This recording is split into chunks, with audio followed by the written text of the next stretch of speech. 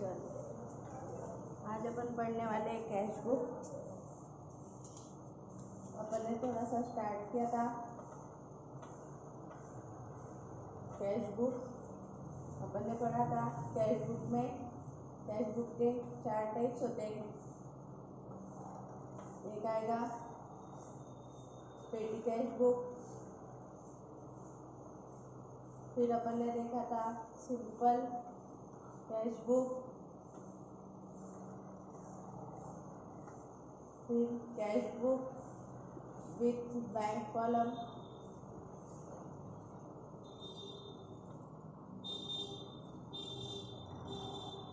और cash book with bank and discount column.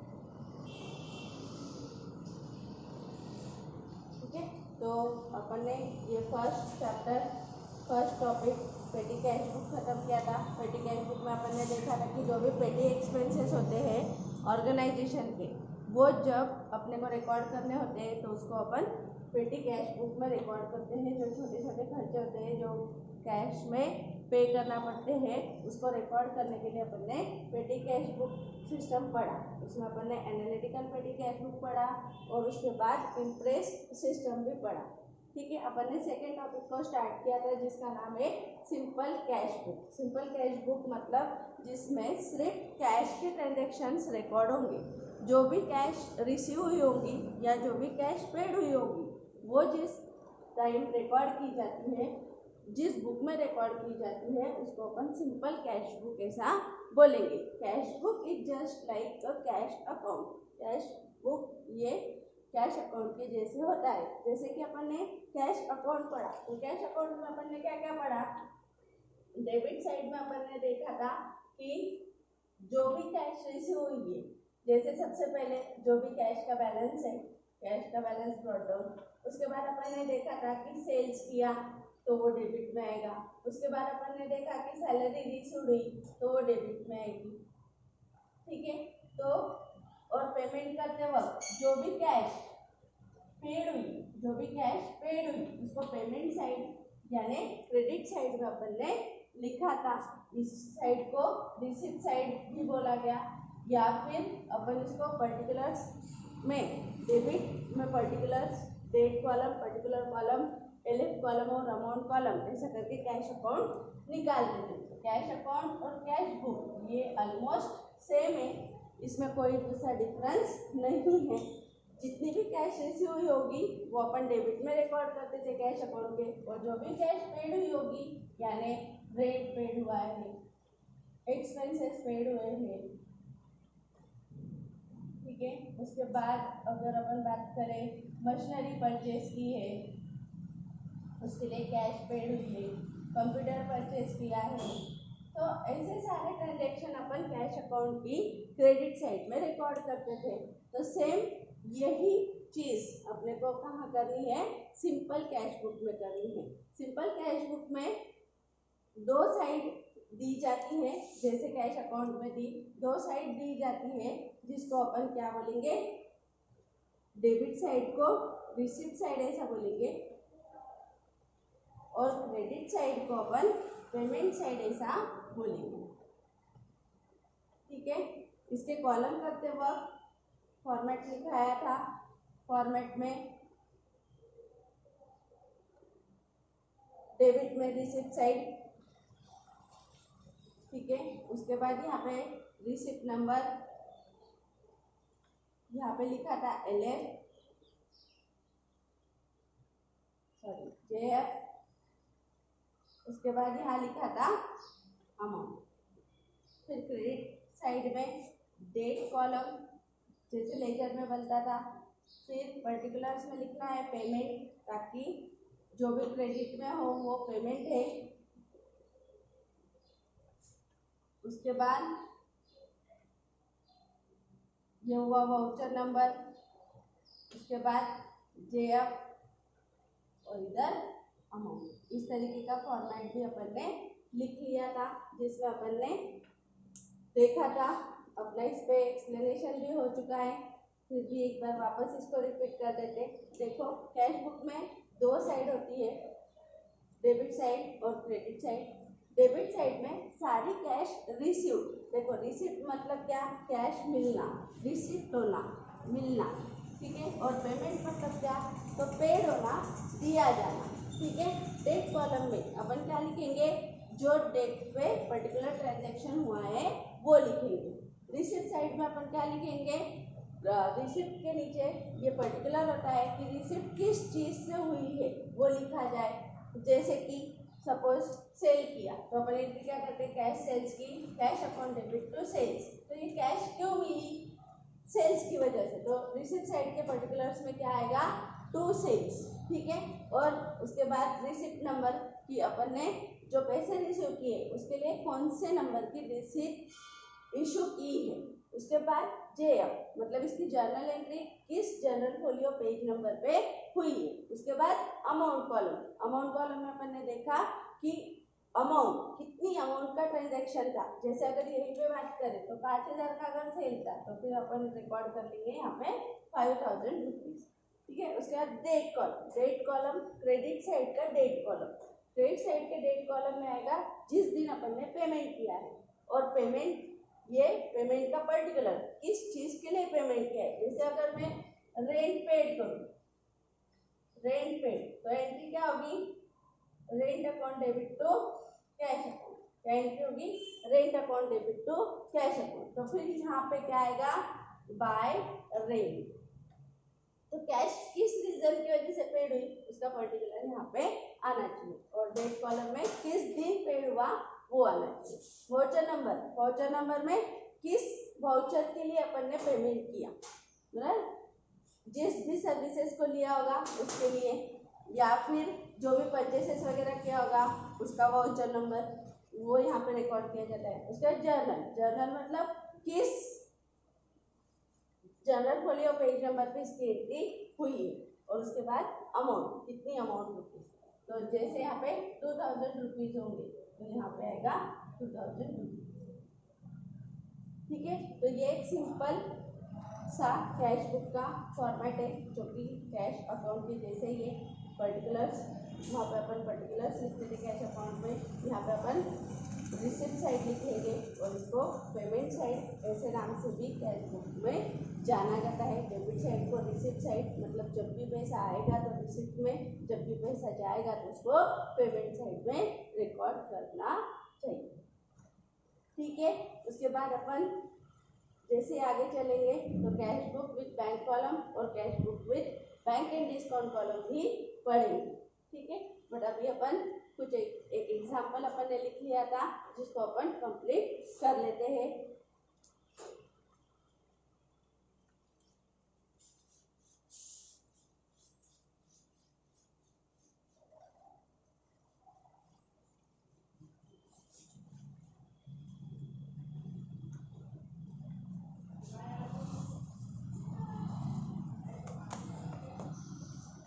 देखो example था,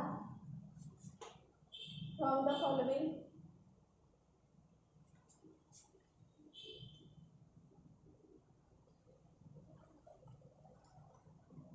particulars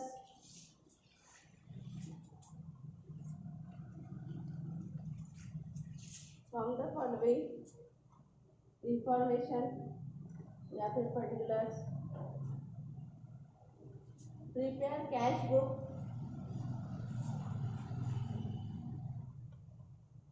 prepare cash book of Mr. Yash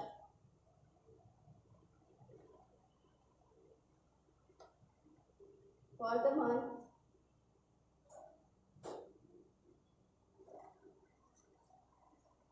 January 2021, ठीक है। सबसे पहले फर्स्ट डेट पे था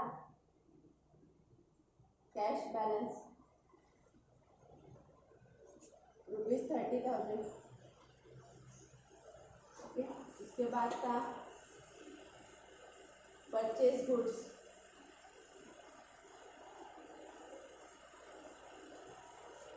ऑफ ₹10,000। उसके बाद था sold goods of rupees 7,500. उसके बाद था सैलरी पेड रुपीज 3,000. 9 डेट पे था कंप्यूटर परचेज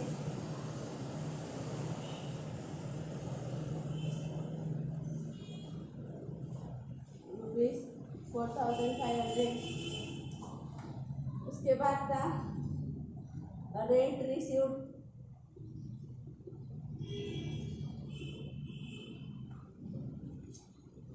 रुपीज 5,400.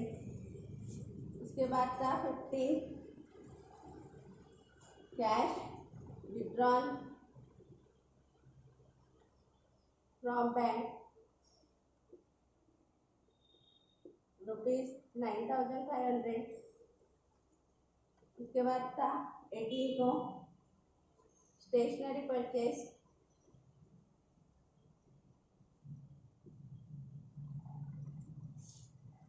रुपीज 450. 21 को था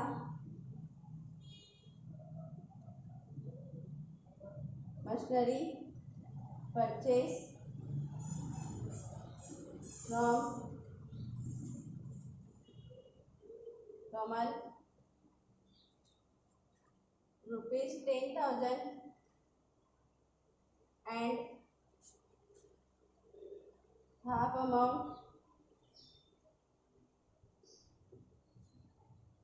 paid in cash.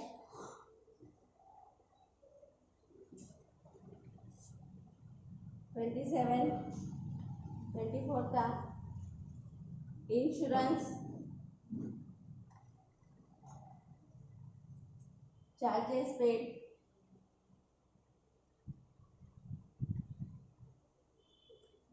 Rupees 850.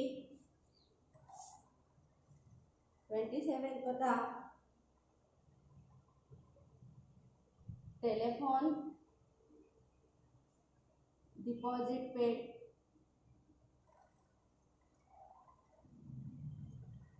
Rupees 2,000.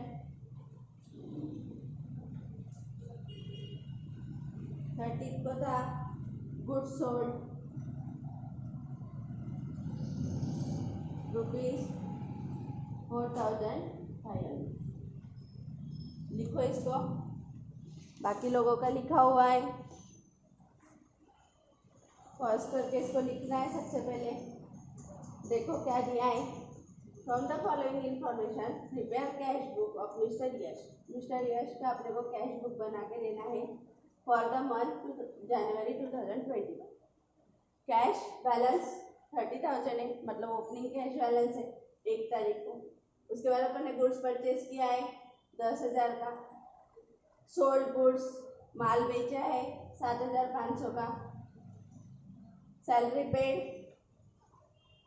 Paid की है 3,000 रुपये. कंप्यूटर परचेज किया है 4,500 का. रेंट मिला है 5,400.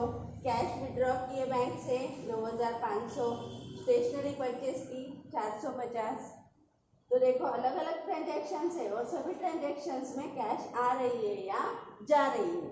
अपन ने पढ़ा था कि कोई भी क्रेडिट ट्रांजैक्शन जिसमें कैश इन्वॉल्व ना हो, ऐसे कोई भी क्रेडिट ट्रांजैक्शन यहाँ पे रिकॉर्ड नहीं किए जाते. Only and only cash transactions यहाँ पे रिकॉर्ड किए जाते हैं. और वो ऑल कैश ट्रांजैक्शन जैसे अपन सब्सिडरी बुक्स में पढ़े थे कि only and only credit transaction ही रिकॉर्ड होते हैं, और वो भी गुड्स से रिलेटेड ही transactions purchase book, sales book, purchase return, sales book, sales return book में रिकॉर्ड होते हैं. वैसे यहाँ पे कैश बुक में कोई रिस्ट्रिक्शन नहीं है. कैश में all transaction except credit transaction, all cash transaction यहाँ पे रिकॉर्ड किए जाएंगे. क्रेडिट ट्रांजैक्शन यहाँ पे रिकॉर्ड नहीं किए जाएंगे. ठीक है, तो ये एग्जाम्पल अपन ने लिख के लिया था. अभी अपन इसको सॉल्व कर लेते हैं. तो तुम लोग इसको कैश बुक को ड्रॉ करो जैसे अपन ने फॉर्मेट में ड्रॉ किया है. एक पेज पूरा तुम लोगों को लग जाएगा. ठीक है,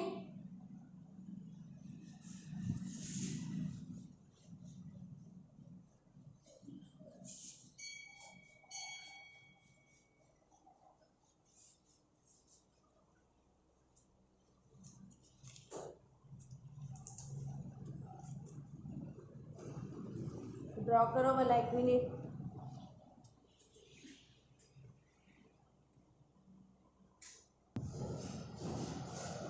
चलो, तो तुमने भी ड्रॉ कर लिया होगा, मैंने भी ड्रॉ कर लिया है।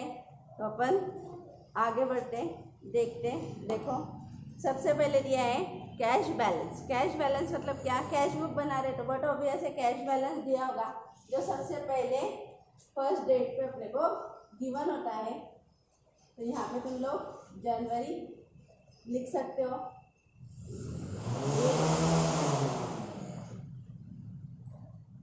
डेट लिखोगे फर्स्ट, ठीक है। फिर कैश बैलेंस जो है उसको अपन लिखेंगे टू बैलेंस ब्रॉट डाउन, ठीक है। जो कैश बैलेंस है उसको लिखेंगे टू बैलेंस ब्रॉट डाउन। कितना कैश का बैलेंस है अपने पास, 30,000 रुपीज, ठीक है।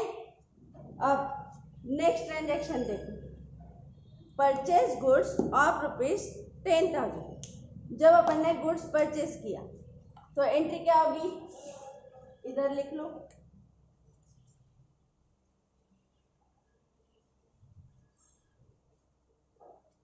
गुड्स परचेज करेंगे तो एंट्री क्या होगी, देखो यहाँ पे क्रेडिट परचेज है क्या, नहीं। क्यों नहीं है, क्योंकि पर्सन का नाम गिवन नहीं है, मतलब ये इन शॉर्ट क्या है, कैश परचेसेस है ना। तो जब अपन गुड्स परचेज करते हैं तो अपन एंट्री क्या करेंगे, purchase account debit to cash account. Goods purchase किया तो कैश देनी पड़ेगी ना, फ्री में कोई देगा क्या, नहीं। तो इसलिए परचेज करते वक्त अपने से कैश गई, ठीक है।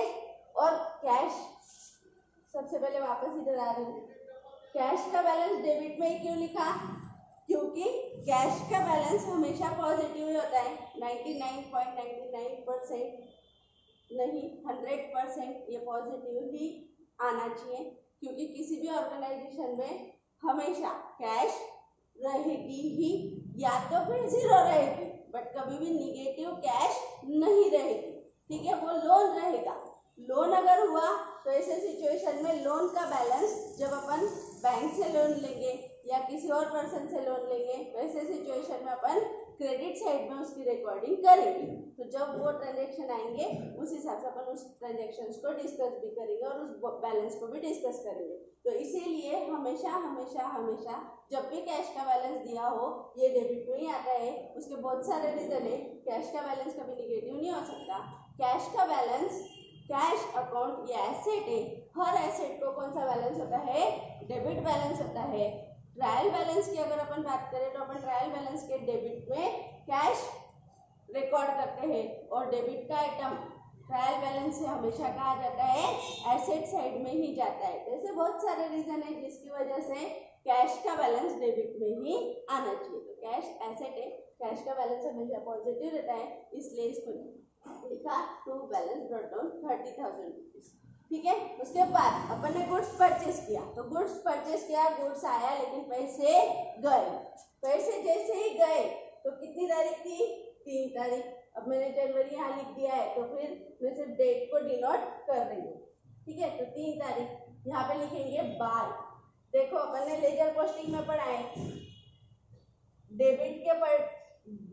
डेबिट जिसको है उसके अकाउंट में क्रेडिट का पर्टिकुलर, और क्रेडिट जिसको है उसके अकाउंट में डेबिट का particular.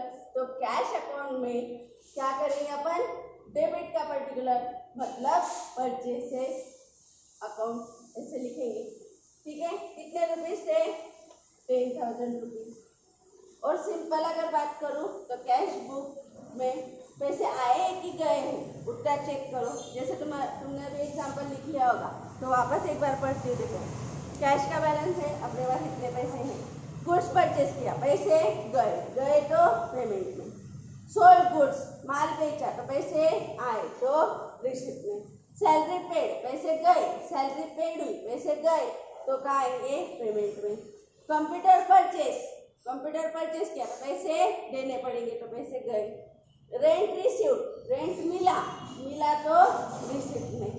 Cash withdrawal from bank, bank से अपन पैसे लेके आए तो पैसे आए तो रिसिप्ट में, ठीक है। उसके बाद स्टेशनरी परचेस, अपन ने स्टेशनरी परचेस किए तो पैसे गए तो क्रेडिट में, ठीक है। उसके बाद मशीनरी परचेस की तो थोड़ा बड़ा ट्रांजेक्शन है वो, कमल से परचेस की और आधी अमाउंट अपन ने कैश में पेड किए तो आधी अमाउंट की एंट्री अपन यहाँ पे कैश बुक में करेंगे, ठीक है। क्योंकि मशीनरी परचेस की है, कमल से परचेस की है, 50% अमाउंट उसको दे दी है तो 50% अमाउंट की रिकॉर्डिंग अपन कैश बुक में करेंगे, ठीक है। उसके बाद इंश्योरेंस चार्जेस पेड किए मतलब पेमेंट है, ठीक है। उसके बाद टेलीफोन डिपॉजिट पेड किए, टेलीफोन डिपॉजिट देने के लिए पैसे गए, ठीक है।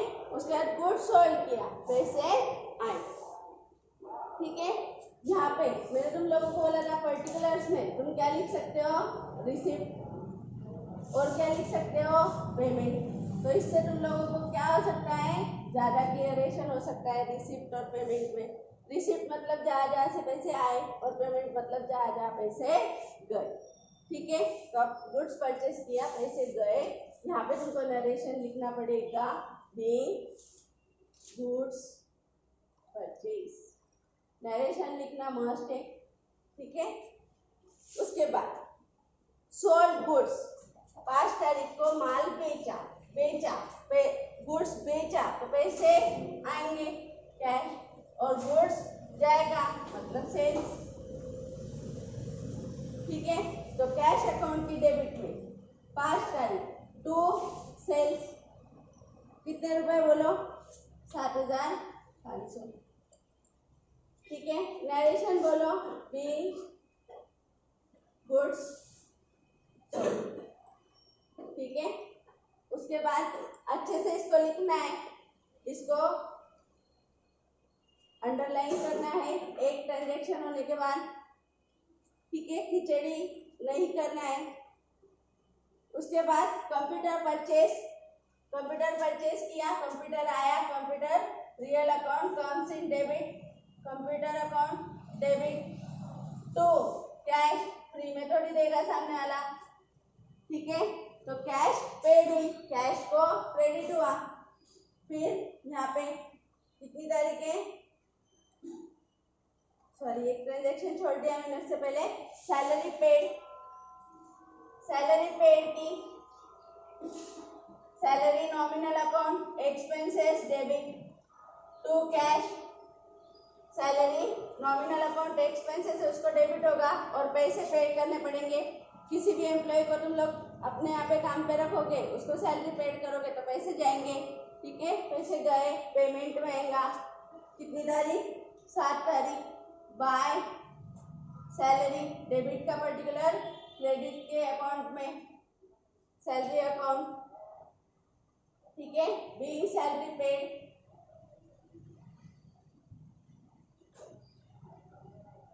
अमाउंट बोलो 3,000 रुपीज, ठीक है। ये हो गया। इसको अमाउंट कॉलम में लाइन को जाने नहीं देना है, ये हमेशा ध्यान रखना है। उसके बाद कंप्यूटर परचेस, 9 तारीख को कंप्यूटर परचेस किया, computer account debit to cash account, by computer cash account की क्रेडिट में, कंप्यूटर अकाउंट 9 तारीख अमाउंट थी 4,500, बी कंप्यूटर परचेस, ठीक है। उसके बाद रेंट रिसीव्ड, रेंट मिला तो कैश आई, कम्स इन उसको डेबिट होगा, और किस लिए कैश मिली, रेंट, नॉमिनल अकाउंट इनकम उसको क्रेडिट होगा। तो कैश अकाउंट की डेबिट में या कैश बुक की डेबिट में टू रेंट अकाउंट डेट है 11, 5,400 रुपये, बीइंग रेंट रिसीव्ड,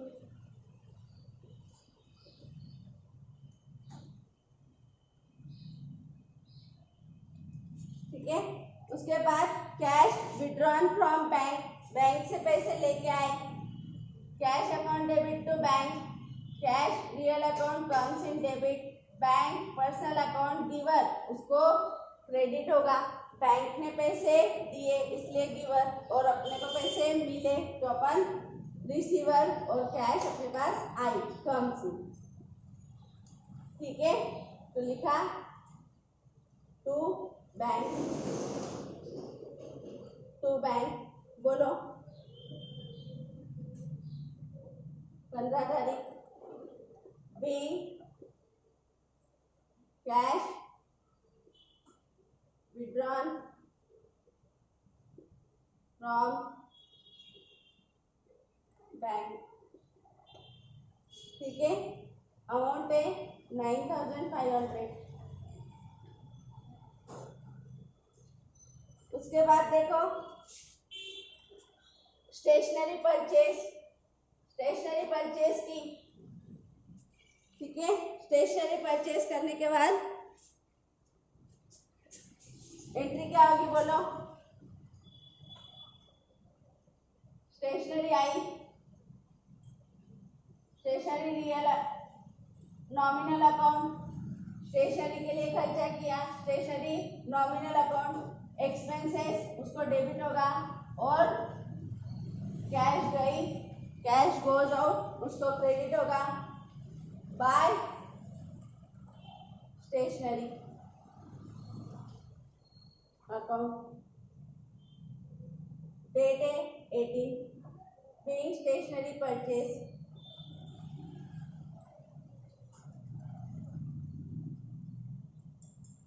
ठीक है, अमाउंट है 450, 450। उसके बाद है machinery purchase from Kamal 10,000 and half amount paid in cash. अपन ने क्या किया, मशीनरी परचेज की, कमल से परचेज की, तो मशीनरी कितने की लाई बोलो, 10,000 रुपीज की, मशीनरी अकाउंट डेबिट 10,000। आज अपन पैसे कितने लेके आए, cash account 5,000 rupees half amount, और कमल को देना कितना बाकी है, बचा है अभी 5,000, वो छोड़ेगा क्या नहीं, तो उसको क्या बता दो, क्रेडिटर्स। ठीक है, तो machinery I comes in debit, cash गई 5,000 रुपये, 5,000 अभी भी कमल को देना बाकी। ठीक है, बाकी है उसका अपने को कोई लेना नहीं, क्योंकि अपन कैश अकाउंट बना रहे हैं। तो अपन क्या करेंगे, 21 तारीख by machinery account 5,000 rupees record करेंगे, be machinery purchase and half amount paid in cash. ठीक है, उसके बाद insurance charges paid, insurance charges paid, insurance expenses है, insurance account debit to cash account. ठीक है, इंश्योरेंस चार्जेस पेड किए by insurance, पैसे गए इंश्योरेंस पेमेंट करने में, इंश्योरेंस के चार्जेस पेड करने में 850। डेट आएगी 24,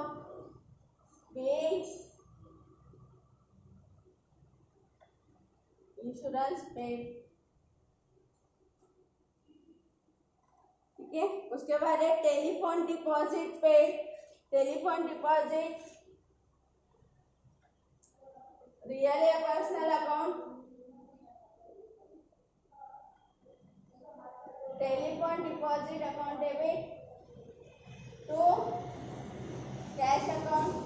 अपन ने टेलीफोन का कनेक्शन लिया होगा, उसलिए डिपॉजिट पेड की होगी, तो टेलीफोन डिपॉजिट पेड करने की entry, telephone deposit telephone provider को दी जाएगी। ठीक है, ये डिपॉजिट अपने को फ्यूचर में वापस मिलने वाली रहती है, इसलिए इसको अपन एसेट ट्रीट करते हैं। ठीक है, ये सब कुछ अपन पढ़ चुके हैं। तो टेलीफोन डिपॉजिट पेड करने के लिए अपने पास से कैश गई, तो यहाँ पे 27 को आएगा बाय टेलीफोन डिपॉजिट अकाउंट। बोलो amount 2000 rupees being telephone deposit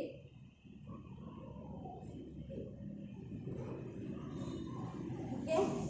इसके बाद गुड्स सोल्ड वापस cash account debit to sales account और अब पैसे अपने पास आएंगे ठीक है। तो आएगा टू सेल्स अकाउंट कितने रुपए 4500 रुपये 30 तारीख बी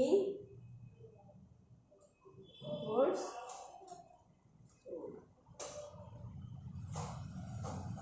ठीक है। हो गया सारे ट्रांजेक्शन इस तरीके से रिसिप्ट जिन जिन ट्रांजेक्शन से पैसे आए वो रिसिप्ट में जिन जिन ट्रांजेक्शन के लिए पैसे गए वो क्रेडिट में रिकॉर्ड किया ठीक है। तो इतना लिखो फिर अपन इसको बैलेंसिंग देखेंगे ठीक है। इसको बैलेंस करना पड़ेगा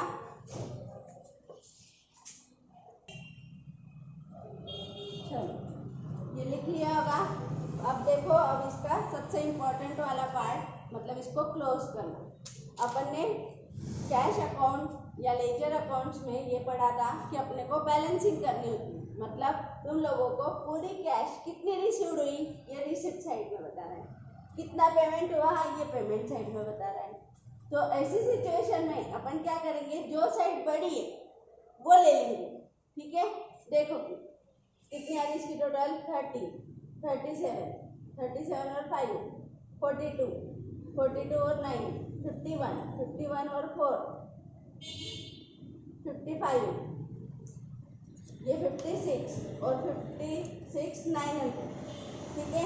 तो अब मैं क्या करती हूँ देखो हाँ उधर की टोटल देखो 10 और 3 13 13 और 4 17 17 और 7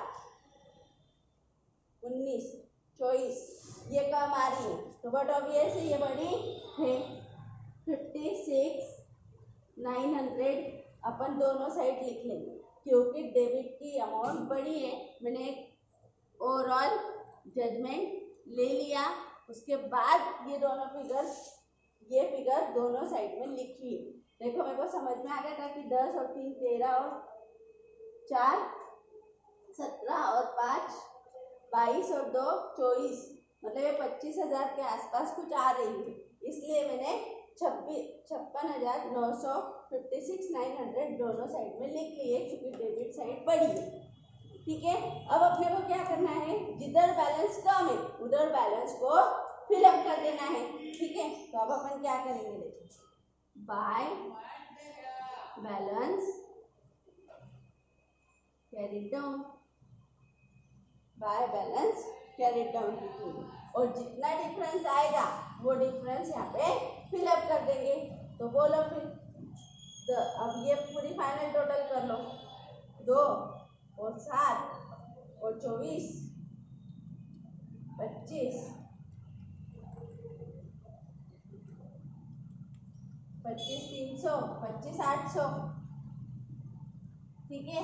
25,800 रुपये अपने को पूरी रिसिप्ट हुई या पूरा कैश अपने पास कलेक्ट है 56,900 56,900 अपन ने पेमेंट किया है 25,800 तो डिफरेंस कितना आ रहा है देखो 31,100 ठीक है। तो देखो क्या करना है यहाँ पे लिख लेना 25,900 अपने को टोटल रिसीव्ड कितनी है 56,900। अब इसमें ऐड करते जाओ 8 के बाद 9 आने के लिए 100 ठीक है।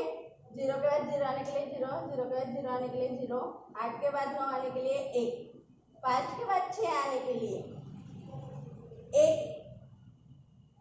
और 2 के बाद 5 आने के लिए 3।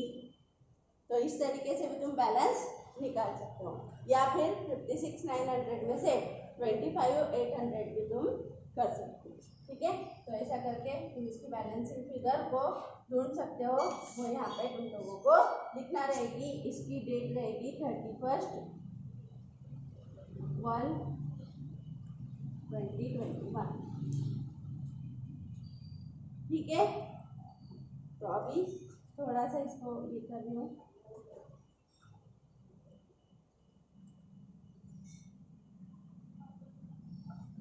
$56,900 ठीक है, यहाँ पे लिख रही हूँ next month 1 February 2021 to balance brought down. ये कैरी डाउन इस साल का, इस मंथ का कैरी डाउन, नेक्स्ट मंथ का ब्रॉट डाउन 31,100। ठीक है, तो इस तरीके से अपन इसको सॉल्व करेंगे। अब शांति से इसको लिख लेना है। इसकी क्लोजिंग सबसे इम्पोर्टेंट है। जो साइड बड़ी है उसको देखो, मोस्टली कैश बुक में डेबिट ही बड़ी होती है, क्रेडिट में उसका बैलेंस जाता है, क्योंकि मैंने बोला कि कैश का बैलेंस निगेटिव नहीं हो सकता है। दो इक्वल रहेगा, एक तो वो ज़्यादा रहेगा और निगेटिव नहीं रहेगा। ठीक है, हाँ, अगर बैंक कॉलम इसके साथ मिक्स होगा तो तब वो निगेटिव भी रह सकता है, तो वो अपन आगे जाके देखेंगे। ठीक है, तो इतना आज के लिए सफिशिएंट है, इतना कंप्लीट करो और कल फिर अपन नेक्स्ट एग्जाम्पल लेंगे। ठीक है, ये जर्नल एंट्रीज लिखने की कोई ज़रूरत नहीं है। अगर तुम चाहो तो साइड में लिख सकते हो, बट ये तुम्हारा मेन आंसर है। ऊपर वाली चीज़ें इन द बुक्स ऑफ वगैरह वगैरह सारी चीज़ें प्रॉपरली लिखना है। ठीक है, चलो मिलते कल, बाय बाय।